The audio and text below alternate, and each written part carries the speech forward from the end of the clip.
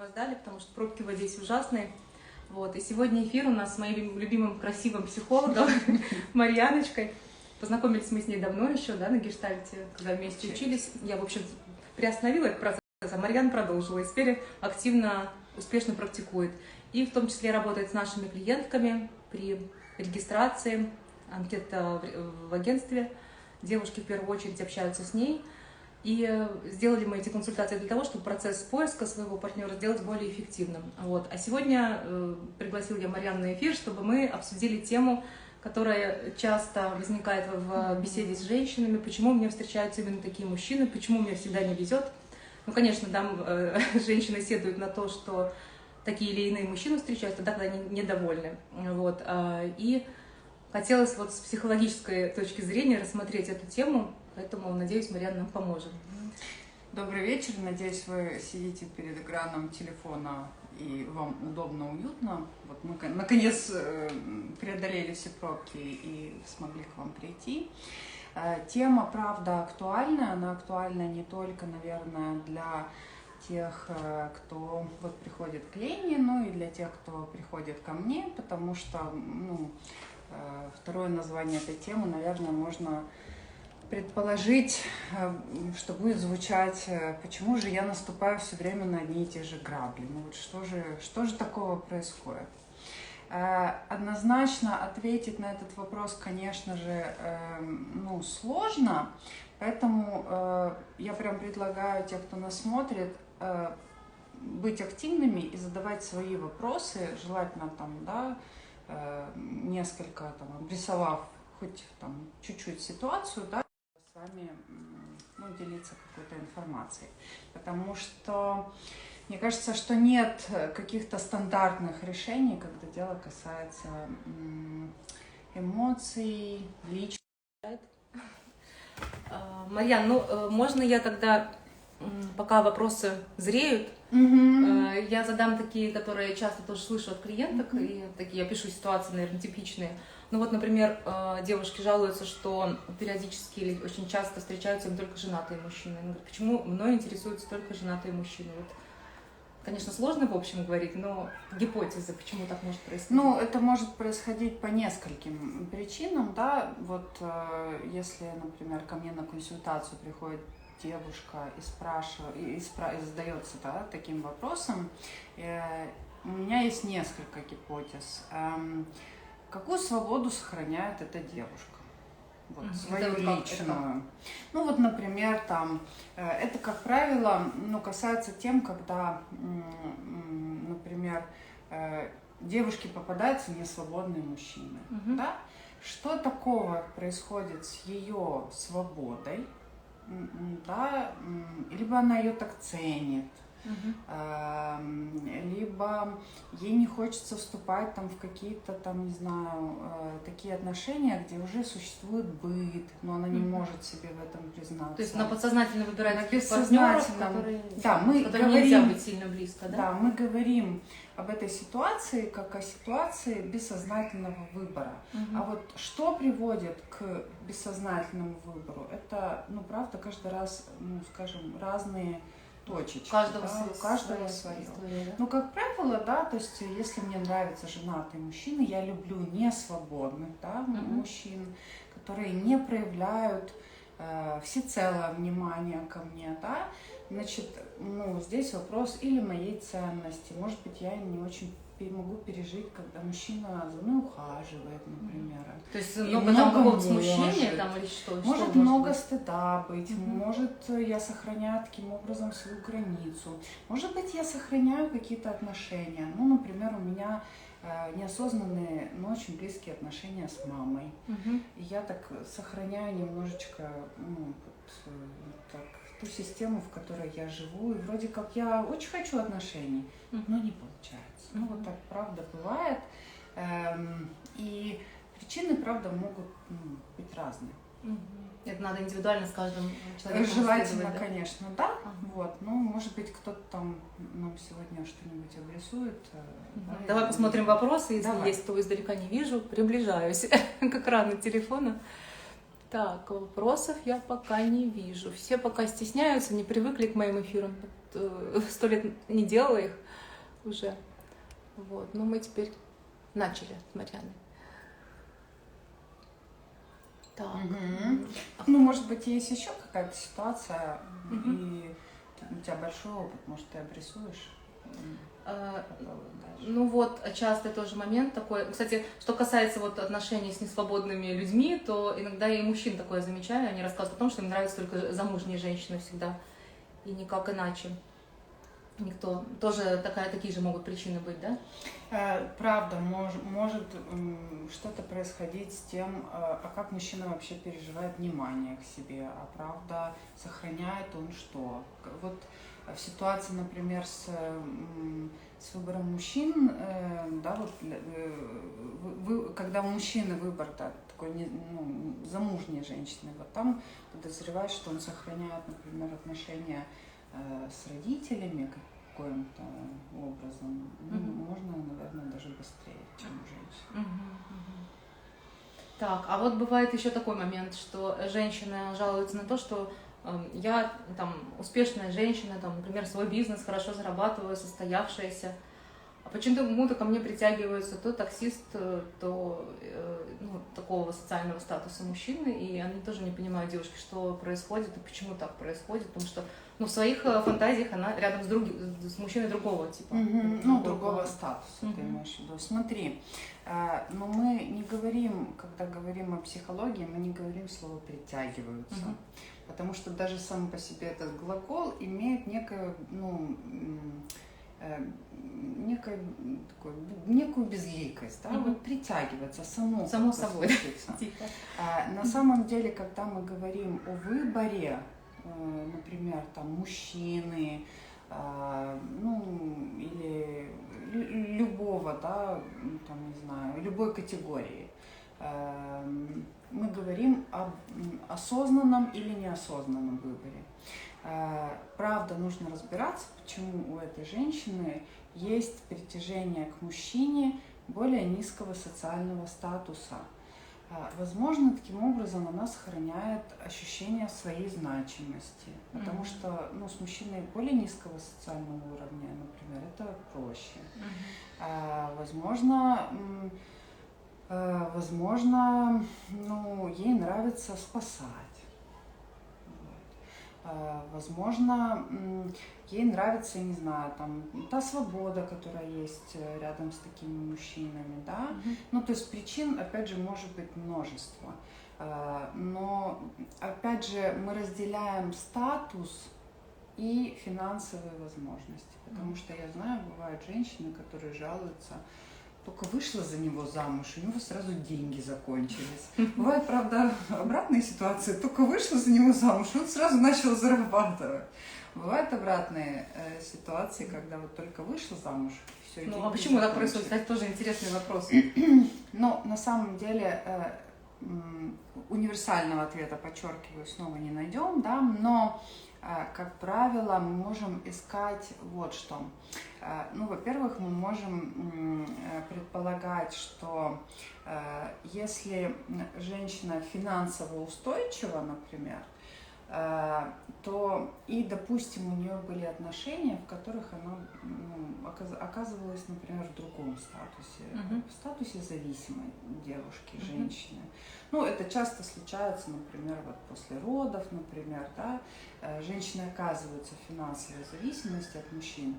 И что такое происходит с ними, да, вот на внутреннем, там, эмоциональном уровне, что потом она после, там, не знаю, беременности и декрета начинает зарабатывать, и, собственно, больше мне эти мужчины выше по социальной лестнице не нужны, потому что страшно. Смотри, и может такая женщина, например, выйти замуж за другого мужчину, к примеру, и что у него начинает падать доход? Может. То есть она как-то какими-то своими воздействием волшебным так на него влияет? Может, в паре, безусловно, есть некая связь. Мы так или иначе бессознательно отвечаем на запросы наших партнеров. Может быть, ты замечала по себе, может быть, наши зрители замечали это по себе, но бывает такое, что, знаешь, там мужчина женится, а у него третья жена психолог. Или мужчина там, например, снова заводит отношения, говорит, да что ж такое, что мне одни истерички попадаются. А я вот слышала такой вариант, мне все меркантильные женщины, вот. Всегда меркантильные. Меркантильные. И это, ну, интересно тоже, интересное место для исследований, потому что, ну, или мужчина не может простраивать эмоциональную связь, и тогда единственное, что женщина может в этой паре брать, это деньги. Женщина или хоть что-то берет, или уходит совсем, да? То есть на вопрос, что ж с него взять? Что ж с него взять? Ну, то есть как бы деньги, да. Возможно, у мужчины есть внутри, да, история, когда он подменяет любовь и деньги, потому что по-хорошему в паре, ну, должен происходить и эмоциональный, и финансовый обмен. Это нормально. Но вот в зависимости, да, от того, как внутри устроен сам человек и какой запрос. А любой женщине, ну, подстроиться или любому мужчине под наш внутренний запрос легко. Ну, там то же самое касается, почему мне попадаются одни тираны. Ну, это значит, что, ну, что, возможно, я свою агрессивную часть вытесняю. Вот. И тогда я белая пушистая, вот, в белом пальто, а он гад. И так каждый раз снова и снова. И так снова и снова, да, там, ну... Но как вот женщинам преодолеть вот такой, знаешь, сценарий, потому что они приходят, знаешь, часто в каком-то отчаянии, и вот рассказывают, например, про свой опыт, где-то у друзей познакомились, или начинают пользоваться сайтами знакомств, но все равно говорят, вот такие вот только ко мне и притягиваются, что же с этим делать? Ну, я думаю, что универсальный совет в этом случае, конечно, разбираться с собой и... В личной терапии или самостоятельно можно что-то с этим Можно сделать? И самостоятельно, можно, конечно, лучше со специалистом, но вполне можно и самой, ну, какие-то вещи усмотреть. А как, где обучаться этому? В Ютубе читать? Можно читать, можно в Ютубе, можно наблюдать. По-хорошему, почему работа со специалистом это важно? Потому что специалист видит те слепые зоны, которые есть у человека. Он видит и ищет форму, в которой он может это как-то вернуть, развернуть и ну, вернуть так, чтобы человек мог развиваться дальше. Да? То есть это не вердикт, это, конечно же, не ужас ужасный, это просто место, в которое, ну, нужно больше заглянуть, сделать, наверное, больший анализ и по возможности, да, обратиться к специалисту, который поможет создать новый опыт. Ну вот знаешь, если на этом моменте я вспомнила еще такой момент, мы с Марьяной сейчас готовим курс, кстати, будем вам предлагать его просмотреть, очень полезный. Мы собрали ответы на такие частые задаваемые вопросы наших клиенток, частые проблемы, которые мы видим, у них возникают на пути поиска партнера. И там есть, помнишь, часть, где ты говоришь о том, что вот какого мужчину вы хотите и какой нужно для этого быть. Вот хотела поговорить про это соответствие, потому что тоже вот недавно смотрела видео автора книги «Мужчины с Марса, женщина с Венеры». Он говорил о том, что сейчас часто женщины хотят, чтобы мужчина был успешным, много зарабатывал, активный, спортом занимался, и при этом всегда был рядом. И при этом, чтобы он всегда и чувствительный, и нежный, заботливый, теплый, разговорчивый был. И он говорит о том, что это сейчас мало возможно. Ты знаешь, ты задаешь, правда, очень важный вопрос, который очень-очень сильно монтируется в тему нашей беседы. За все есть своя цена. Осознаем мы выбор, не осознаем мы выбор, есть это наша потребность осознанно или неосознанно, за все есть своя цена. Если правда хочется, чтобы мужчина был теплым, он не может быть достигатором 24 часа в сутки. Если он станет достигатором, он перестанет быть теплым. Опять же, если мужчина активный, да, то есть тогда кто-то в паре все равно должен отражать более стабильную позицию, да, более такую уравновешенную. И готова ли женщина быть такой? Да? То есть все существует в некотором балансе. И когда мы говорим о процессе терапии, мы, конечно, говорим в первую очередь о том, что мы исследуем эти процессы баланса. Да? То есть мы их выстраиваем, максимально комфортно для жизни того человека, который, конечно, к нам приходит. А смотри, еще в этом вопросе вот о чем думаю, что когда мы говорим, например, про матчмейкинг, да, это когда мы подбираем партнера, то мы всегда беседуем с мужчиной и женщиной и отвечаем, насколько реалистичен их запрос вот, в соответствии с нашим опытом.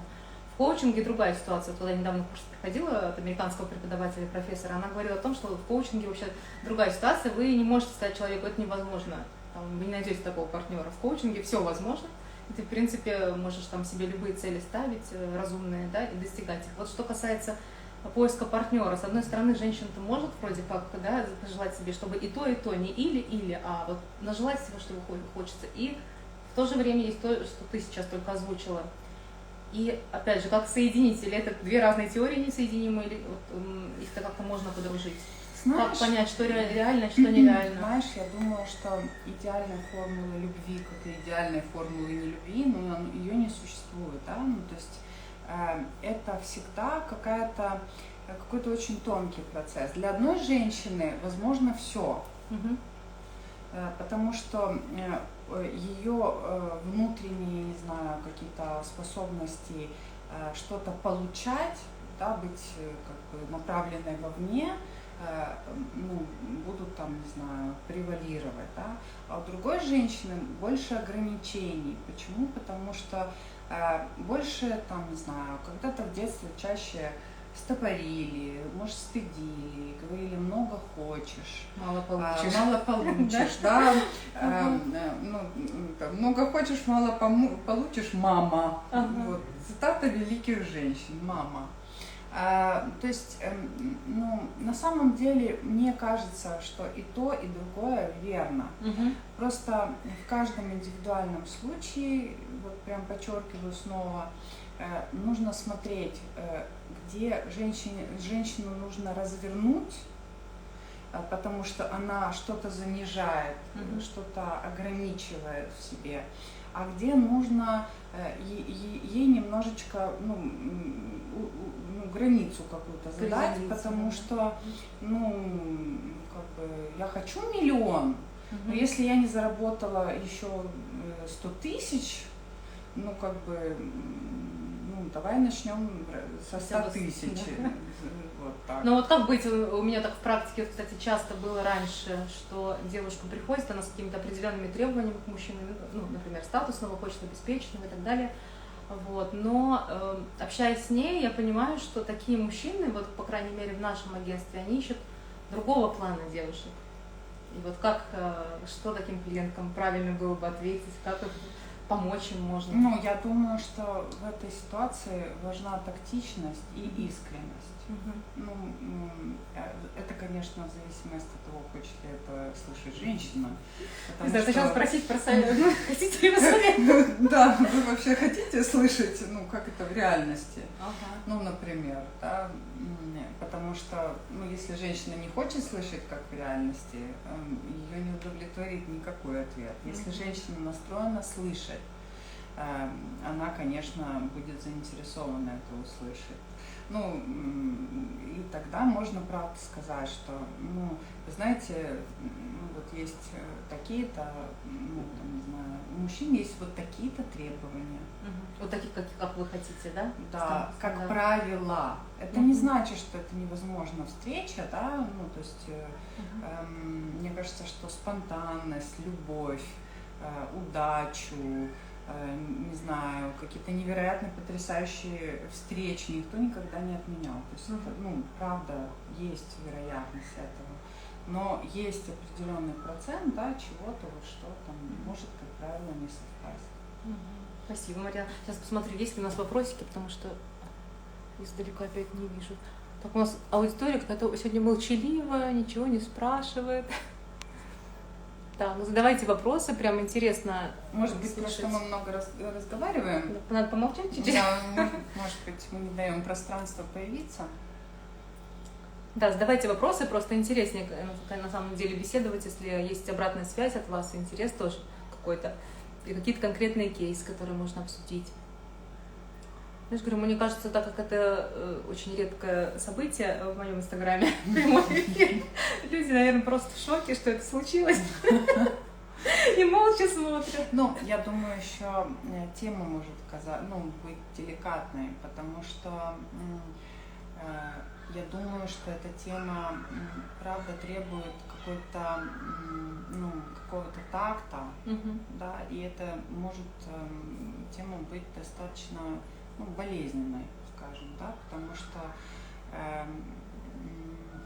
это как-то связано с некоторым признанием, что вот что-то я вот все равно 38-й человек, которого я там, не знаю, подпускаю к себе, а вот он все равно одного и того же типа. Ну, то есть мне кажется, что в этой теме, хорошо было бы быть деликатным, да? Может быть, именно поэтому у нас... Смотри, а вот если бывает так, что девочки говорят, что вообще, в принципе, никто с ней не знакомится, как-то что-то не складывается, или бывает там одно свидание, второго больше не происходит, тоже много причин разных, да, может быть? Мне кажется, что здесь...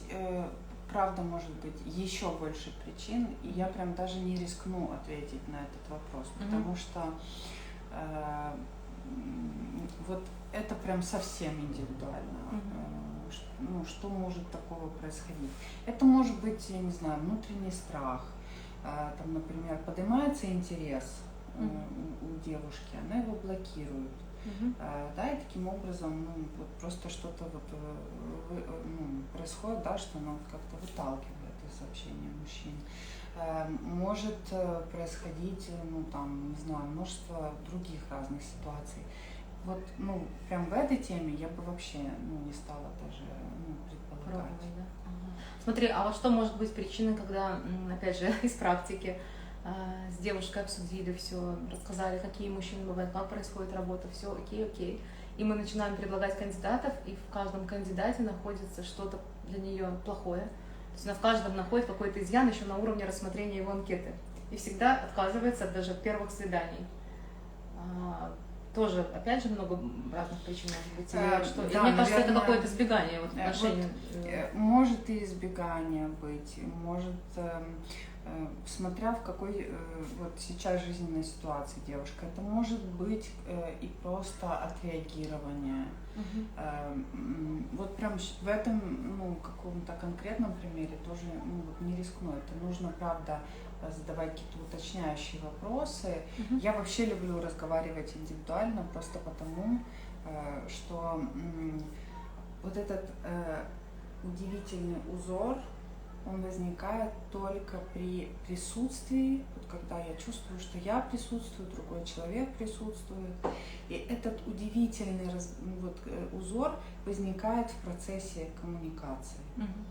Я иногда могу и не понимать, я могу чувствовать что-то на интуитивном уровне и уже из этого места строить какую-то гипотезу. И, как правило, если там вот говоришь, переспрашиваешь, а вот нет ли у вас в жизни вот так, да, вот, даже там на встречах, женщины говорят, так, откуда вы знаете? Потому что этот удивительный рисунок, он связан с тем, как мы думаем, что с нами было в прошлом, из какого опыта мы состоим сейчас, в какой жизненной ситуации мы находимся, прямо вот сейчас, здесь, какими чувствами мы переполнены. Смотри, вот если в индивидуальной работе, это же тоже часто такой вопрос клиентов, особенно не искушенных в психологии, да, а через сколько, если начну заниматься с психологом, да, индивидуально, через сколько достигну какого-то результата. То есть не хочется, есть, да, там вид терапии по 10 лет люди посещают и больше. Хочется же побыстрее многим, особенно когда приходят в агентство, то это уж как раз про то, что они хотят результат здесь, сейчас. Я вот рассказывала много раз в моих сторис, и при общении с людьми из нашей сферы, что как-то у нас удачная очень рекламная кампания была, когда мы сделали баннер, просто по интернету запустили «Выйти замуж за 30 дней». И пришло по ней очень много заявок, вот к моему удивлению, хотя мне кажется, всем понятно, да, что за 30 дней выйти замуж — это unreal практически, но почему-то это очень сильно привлекло женщин, вот какие-то быстрые результаты. Вот, то так и здесь, если, допустим, девушка решается на личную терапию, то как? Сколько ей ждать? Ты знаешь, в принципе, сложно ответить, но я попробую. Я вот только сегодня размышляла, знаешь, так пока шла, все размышляла, можно ли назвать терапию эффективным процессом или нельзя. Я думаю, что можно, потому что терапия в целом повышает качество жизни. Качество внутренней жизни, качество, соответственно, внешней жизни. Я думаю, вот по опыту вижу, что за 3, 4, 5 раз наступает некоторое, вот я не сказала бы облегчение, но уже видно, как начинает меняться те маленькие такие механизмы, да, с которыми человек приходит. Чем больше вы хотите изменений, чем больше вы хотите качественных изменений, тем, соответственно, более глубоких, но более глубинных уровнях, соответственно, тем больше работы вам нужно проделать. То есть некоторые такие сподвижки уже могут происходить там на 4-5 встрече. Это видно, как правило. Это раз в неделю, да? Это где-то раз в неделю. Но выбирать, какого качества жизнь я хочу, это зависит не от меня, это зависит от человека, который выбирает. Спасибо, Марьяна. Интересно, как всегда, с тобой беседовать. Вот мы с Марьяной делали в какое-то время назад для мужчин эфир на английском языке. Тоже очень, кстати, мужчины очень много вопросов задавали, да? Их там было тоже как-то... Они как-то вначале много, но они стеснялись, но у нас, по-моему, вопрос. Да, вопрос, да. Считаю себя симпатичной и коммуникабельной, но со мной никто не знакомится. Как самой лучше начать разговор с понравившимся мужчиной? Так, как лучше задать... Начать разговор? Начать, да. Девушка уверена в себе, прекрасно выглядит, я знаю эту девушку. Как его правильно начать разговор с мужчиной? Наверное, задав себе вопрос, а что я хочу получить? От этой коммуникации? От этой коммуникации, да. И в зависимости от того, вот я смотрю на симпатичного мне мужчину, что я хочу от него в результате этой коммуникации, чтобы он пригласил на свидание, или чтобы... Замуж, если прям хочется, например, сразу. Может такое быть? Это пугает. Это пугает на самом деле как женщин, так и мужчин. Если у кого-то когда-нибудь были, не знаю, поклонники, которые на втором свидании звали замуж, то это можно умереть вообще от ужаса. Когда 10 лет не зовет замуж, эта ситуация одной крайности, когда на втором свидании зовет, тоже ситуация крайности. Ну вот, допустим, да, если говорить, просто познакомиться для того, чтобы посмотреть, как пойдет общение, что вообще получится. Я думаю, что хорошо знакомиться на чувстве интереса и азарта. Если я смотрю на другого человека, он мне интересен, я просто наблюдаю, как знакомятся мужчины. Они знакомятся, во-первых, они точно знакомятся и, как правило, знают, чего они хотят. Как правило, подыскивают форму под конкретную женщину. То есть они понимают приблизительно, да, что вот эта вот барышня, она сейчас фыркнет, если я так скажу. Поэтому я скажу как-то по-другому. Но на самом деле это здорово, что хочется знакомиться, да, и я думаю, что если вы внутри обнаружите какой-то интерес свой к какому-то определенному мужчине, то познакомиться будет легко. То есть там что-то выделить его, не знаю, внешнем виде или внутреннем, или в его эмоциональном состоянии. Мне кажется, что главное уловить вот этот интерес к другому человеку, а слова найдутся.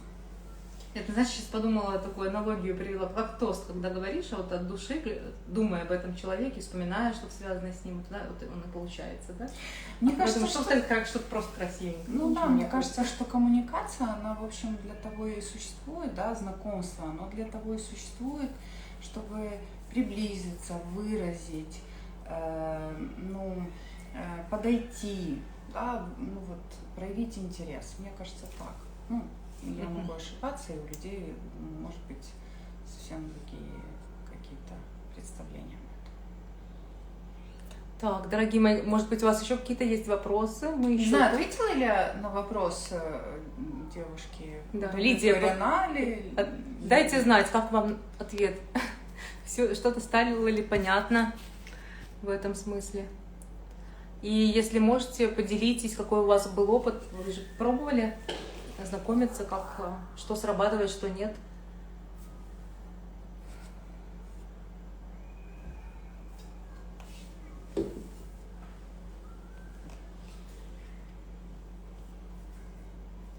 Вроде Так. не вижу Лайк. пока никаких. Да, ну, я предлагаю, мы уже вот планировали эфир на буквально минут 30, да?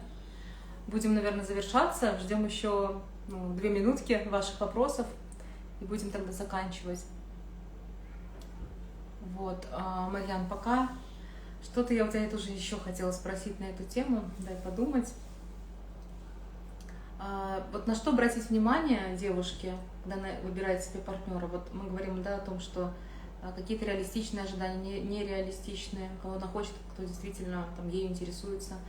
А на что обратить внимание, чтобы выбрать партнера такого, с кем будет хорошо и счастливо? Или, опять же, это все индивидуально? Или, может, хорошо есть бы какие-то обратить внимание на себя, Угу. на свои желания, на свои приоритеты, на свои ценности. Угу. И при этом одновременно внутренне, держа взгляд на вот этой вещи, одновременно смотреть на человека напротив. И бесконечно прояснять, разговаривать, интересоваться, задавать вопросы, смотреть, совпадаете ли вы. То есть надо смотреть на то, что похоже, или, как говорят, противоположности притягиваются, или нет? Или это не В работает? зависимости от того, чего хочется. Если хочется обмена, я не знаю, может быть, интенсивного, или хочется познать чего-то еще, да, вот кроме меня, то, конечно, можно познавать кого-то противоположного. А если хочется каких-то другой формы отношений, можно выбирать человека совсем схожего на меня. Но в любом случае, мне кажется, что гармония, она связана с чем? С тем, что человек совпадает со мной в основных ценностях, и при этом, конечно же, он другой. Конечно, он другой. Даже если мы 150 раз проговорили все, и вот так вроде уже как бы расписали нашу жизнь, это не значит, что будет все по плану. Все равно случится человеческий фактор, спонтанность, будут вопросы. Но тем-то жизнь и прекрасна, тем-то люди и прекрасны, что они друг на друга не похожи. Марьян, сейчас я почитаю еще комментарии, хорошо? Вот, значит, мужчина нам пишет на английском языке, что хотя он ничего не понимает, но ему нравится на нас смотреть. Beautiful ladies. Так, цель, Лидия ответила, цель часто известна, хочется серьезных отношений, это когда мы отвечали на вопрос, как знакомиться. Ну, для начала, на самом деле, вы же не знаете, этот человек подходит для серьезных отношений или нет. Хорошо бы каждый этап, отдельно, поэтапно происходит, да, потому что, когда я смотрю на человека, я могу хотеть отношений серьезных, но я же не знаю, он подходит для них или нет. Может быть, он не хочет на данный момент жизни. Он не хочет. И цель тогда это не только длинник какой-то, а еще и вот здесь и сейчас. Чего я как хочу знаешь, здесь это искусство и маленьких шагов, да, на Конечно. данный момент вот, познакомиться, посмотреть, есть ли интерес с обеих сторон, да, второй этап, там, попробовать повстречаться. Есть ли вообще интерес к длительным отношениям, потому что мужчина может быть в своем процессе, может быть не готов, он может быть там, может быть женат, вот, он может просто быть погружен в какую-то совершенно другую область. Он может не хотеть отношений конкретно со мной. Так тоже бывает. Марьяна, я так рада, здесь у нас появились вопросы, комментарии. Можем с тобой, хочешь задержаться? Надо было, знаешь, прощаться раньше. Чуть сманипулировать, сказать, все, мы уходим. Заканчиваем, да. Смотри, кажется, девушки не предпочитают знакомства в соцсетях. Это так? Ну, можно я отвечу Конечно. с моего опыта, да, потому что с девушками работаем, рассказывают они разные истории. На самом деле многие сейчас знакомятся онлайн. Я бы сказала, даже это, наверное, уже больше 50%. Большинство знакомятся сейчас онлайн. Мне кажется, опять же, дело в том, что в какой форме происходит это знакомство, что вы пишете, потому что известно, наверное, во многим, что очень часто мужчина присылает девушкам незнакомым сообщения. Вот так не надо. Удивительно, как после этого могут завязаться серьезные, например, отношения. Вообще я хотела серьезных отношений. Да, в общем-то, мне кажется, это как в бизнесе, наверное, правильно выбранная целевая аудитория, то есть как-то вы должны выявить, что этой женщине может быть интересно знакомство, правильно написать ей так, чтобы ее заинтересовать, ну и дальше продолжать общение. А ты, Марьян, как думаешь? Мне кажется, что мир соцсетей изменил мир навсегда. Мне кажется, что возможность знакомиться по интернету перевернула все, что связано с отношениями. У нас появилось огромное количество межрасовых браков, которые раньше были невозможны. У нас появились огромная возможность огромного количества отношений,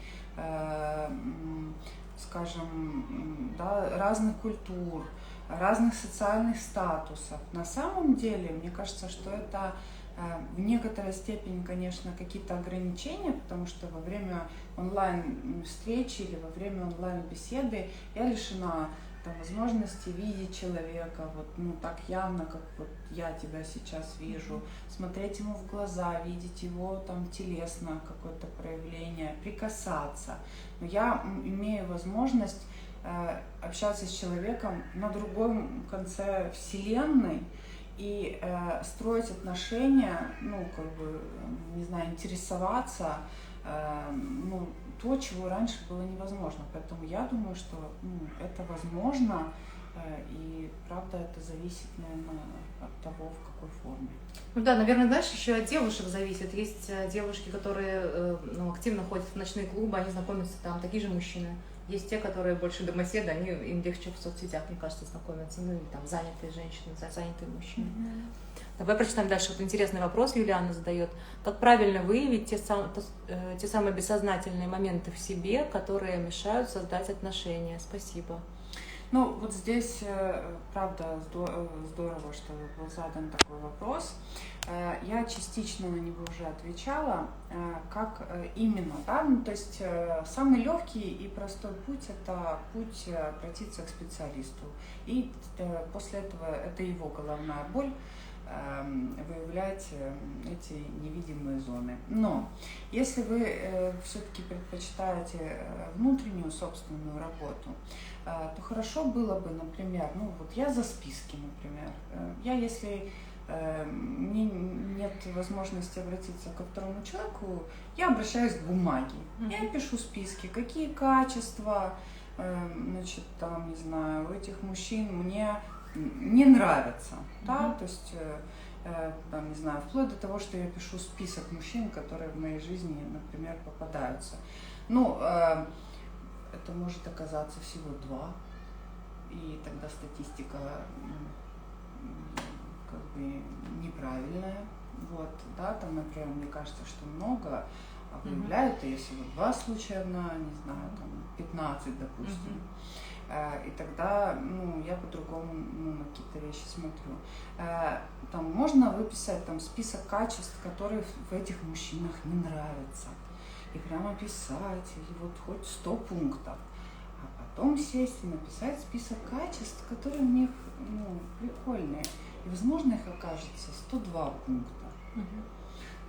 И таким образом я могу воспроизводить какой-то самоанализ. Да? То есть я предлагаю писать списки, анализировать, обсуждать это с подругами.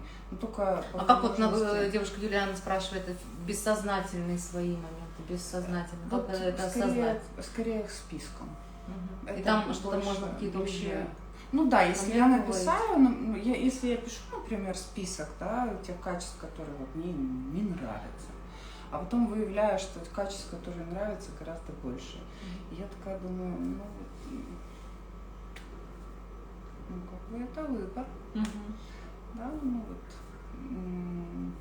краткий путь – это поход к специалисту, длинный путь – это какие-то техники, связанные с, не знаю, со списками, с, возможно, какой-то литературой специальной. Так, тут у нас еще комментарии.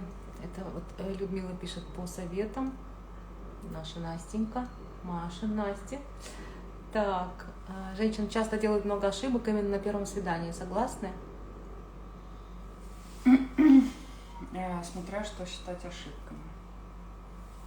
Да, мужчины делают ошибки. Что считается ошибкой? На самом деле... Ну, у нас вот на практике, вот Людмила тоже из нашей сферы, я могу сказать, например, девушка страстно хочет замуж и детей, она об этом прям сильно заявляет на первом свидании, акцент: хочу детей как можно быстрее. Вот в основном мужчинам это не очень нравится. Или есть девушки там успешные, самодостаточные, они очень сильно много как-то акцент делают на то, что вот какая я, вот у меня машина такая, достижения у меня такие, а ты что? И после таких встреч мужчины спрашивают вообще, зачем ей мужчина, у нее все в порядке. Ну, я думаю, что это два разных случая. Первый случай, он связан с тем, что, ну, я думаю, что никому не нравится чувствовать себя использованным. Ну, это правда. Для создания детей? Ну, конечно, ну, потому что, ну, я бы тоже не хотела, чтобы мужчина мне на первом свидании сказал: так, хочу детей, во что бы то ни стало, через 2 недели, все, приступаем. Ну, как бы... Ну да, чувствуешь, что интерес не к тебе, а к процессу другому, да? Теме, да. И тогда нет «я, ты». Когда нет «я», «ты», во втором случае этого «я», «ты» тоже нет. Есть только «я». Так бывает и когда есть только «ты». Ты такой офигительный, ты такой вообще волшебный. Что там «я»? Ну, то есть самое восхитительное, что может возникнуть в отношениях, это когда появляешься и ты, и я. Это самое возбудительное, самое вкусное. И когда оно исчезает, исчезают отношения. Марьяна, давай еще посмотрим, если кто-то спрашивает.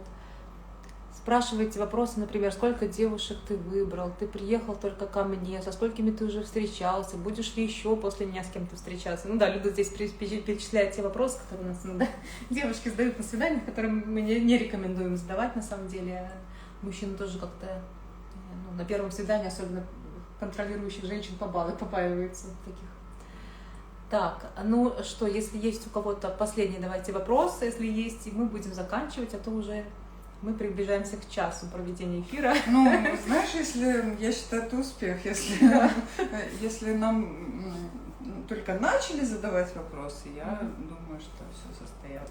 Кстати, напишите, понравился ли вам эфир и стоит ли продолжать в том же духе, потому что уже несколько лет я делаю такие эфиры для мужчин на английском, на YouTube, вот, приглашаю тоже периодически гостей. А вот для девушек только думаю, начинать ли эту регулярную практику или нет. Расскажите, как ваши ощущения, как впечатления. Интересно. Вот, ну и так, да, вопросов пока нет. В общем, мы завершаем, да, Марьяна? Я думаю, что можно завершаться. Да. Всем приятного вечера. Спасибо, что сегодня были с нами. Смотрели, слушали, задавали вопросы, комментировали. Спасибо самым активным гостям. Правда, спасибо за включенность, за интерес, хорошего, правда, вечера и приятных приближающихся снов через несколько часов. И вам спасибо, я вижу спасибо. Приятно читать ваши комменты и увидимся, может быть, пишите. Так, сейчас мы должны выключиться. Как это делается? Я думаю, с определенным усилием. Сейчас мы это сделаем. Оп.